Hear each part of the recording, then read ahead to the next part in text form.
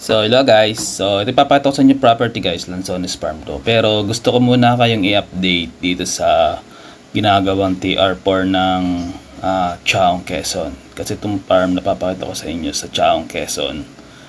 So, ayan. Ayan yung City Mall na tagpuan. So, ayan yung ginagawang TR4. So, ito yung latest na ginagawa nila ngayon yan. So, makikita nyo, ongoing yung pag-aayos nila, halos patapos na yan. Ito yung exit ng Chaong. So hanggang dito lang muna yan mag-ooperate papunta dun sa Star Toll Santo Tomas. Yan, so yan na siya, oh. Halos kokonti na lang matatapos na. So once na matapos to, smooth na yung biyahe mula Alabang hanggang dito sa Chaong, Quezon. Sabi nila more or less 45 minutes lang yung magiging biyahe mula Alabang hanggang dito sa exit ng Chaong. So guys, ito yung papakita ko sa inyong property. So ito yung frontage ng property, more or less nasa 50 meters. So Lanzones Farm to, hindi lang siya Lanzones na nakatanim, meron ding rambutan at saging. So yung farm kasi, meron din sa kabila. Kaliwat kanan kasi ito eh. So, nahati ng barangay road yung property. Ayan.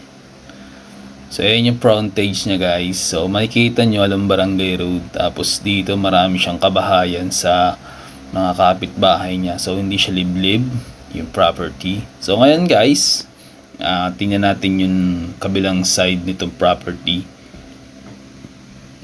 So, ayan. Makikita nyo dito, yan. Rambutan yan.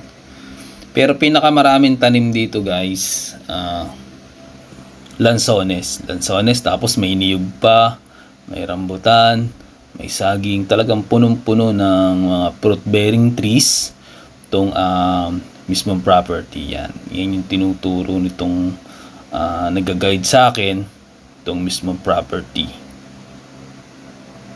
Yan siya guys. So makikita nyo naman na flat yung area.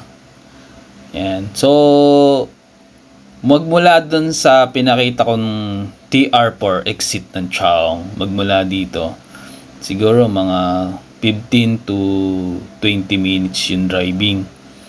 Kasi ayun nga, medyo malayo-layo din naman yung exit ng TR4 dito. Kasi itong property guys, boundary to ng San Antonio, Quezon. So kung mamamalengke kayo ng San Antonio, Quezon, pwede din po siya. So magmula sa palengke ng San Antonio, Quezon, mga 15 minutes lang yung drive nyo magmula dito sa property. Yan. Makikita nyo guys dito sa property, yung Lanzones niya ang gaganda.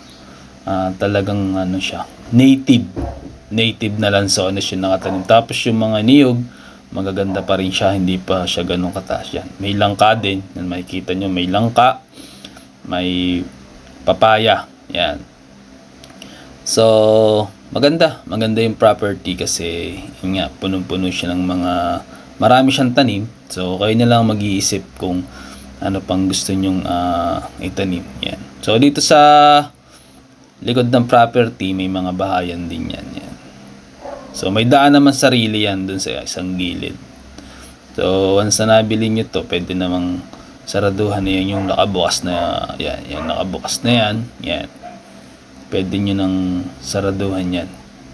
Kasi may daan sila dun, talaga sila na kalsada dun sa kabilang gilid na yun, yun sa dulo. Yan. Yan yung mga kapitbahay. Tapos along barangay road siya, nasa 50 meters nga yung frontage itong property. So ito yung kabilang side guys. Yan. Magkabila kasi yung property. So nahati siya ng barangay road. Yan.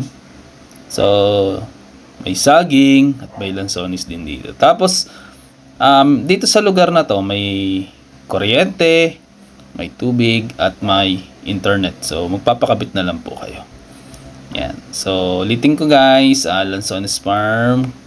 Piin ko sa pinakamarami, halos pare sila ng saging.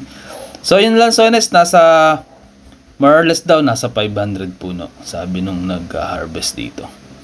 So 2 hectares, titled 700 per square meter. Ganun na kasi guys yung lakaran dito, ganong buhat nung nagkaroon ng TR4 dito sa Chaong, Quezon. So mabilis na nga naman kasi yung access pag galing ka ng Metro Manila. Yan. So marami pa rin lansones yan guys. So kung interested kayo guys, nandyan ang WhatsApp at Viber ko. So kontakin nyo lang ako dyan or i-chat pag gusto nyo i-view or i-tripping tong mismong property. Nakikita nyo naman na flat yung area. Yan. So Along Barangay Road po siya pa. Yan. Maganda po yung property.